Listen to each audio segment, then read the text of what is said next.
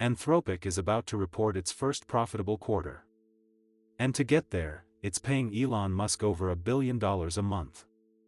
Stick around, because that sentence makes a lot more sense by the end of this. This is the AI feed. Story 1: OpenAI solves an 80-year-old math problem. Here's a number for you. 1946, that's the year a geometry conjecture was first proposed. Mathematicians have been stuck on it for 80 years. This week, OpenAI's reasoning model reportedly disproved it. Now, before you roll your eyes, here's why this one is different. OpenAI made a similar claim earlier this year and got publicly humiliated when the math didn't check out. This time, independent mathematicians are reviewing the proof and, so far, it's holding up. Here's why that matters. Disproving a conjecture isn't just about the math itself. It's proof of concept for something much bigger. The argument has always been that AI can remix existing knowledge but can't do genuinely novel reasoning. An 80-year-old open problem is about as clean a test case as you can get. If this holds up under full peer review, the conversation about AI in scientific research changes fundamentally. Not because AI replaced mathematicians, but because it worked alongside them and got somewhere they couldn't. What comes next? The math community will spend the next few months tearing this apart. That's the process. But the fact that it survived initial scrutiny is already significant. And now, from a math breakthrough to the biggest product week Google has had in years. Story 2: Google I/O 2026, Gemini powers Siri. Picture this. You pick up your iPhone, ask Siri something, and the answer is actually useful. That's the future Google and Apple just agreed to build together. At Google I/O this week, Google confirmed that Gemini will power a redesigned Siri through a direct Apple partnership. This is the same Apple that has spent years insisting it would handle AI in-house. Apparently, the in-house results weren't good enough, because they're now outsourcing the brain of their most iconic feature to a competitor. Google also launched Gemini Omni, a unified model that handles text, images, and video generation together. And in what might be the most consumer-friendly move of the week, they cut their top AI Ultra subscription from $250 a month down to $100. That price cut tells you something.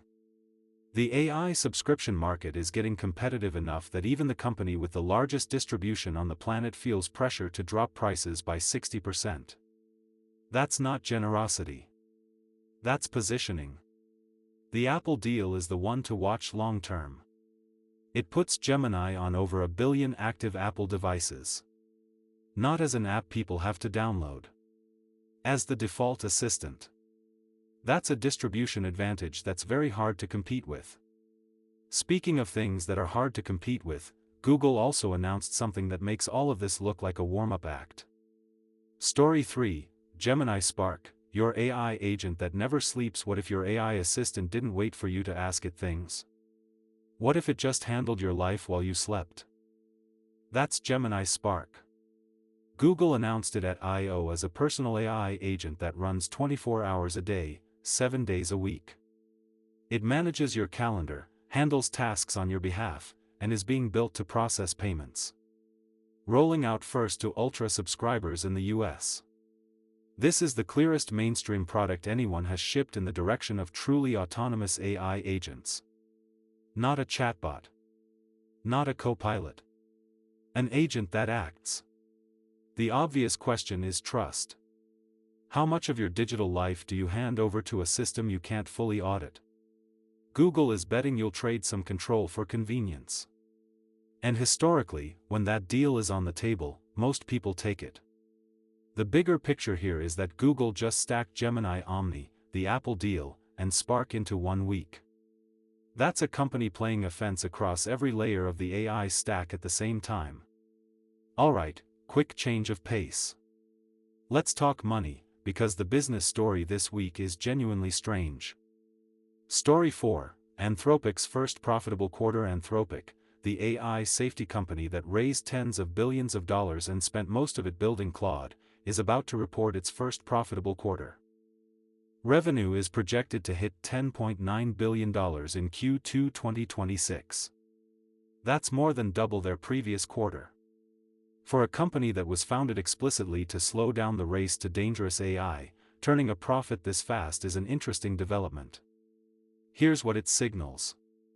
Enterprise demand for Claude is real and it's scaling. Companies aren't just experimenting with API access anymore.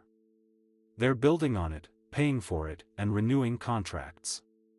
That's a different kind of validation than a benchmark score.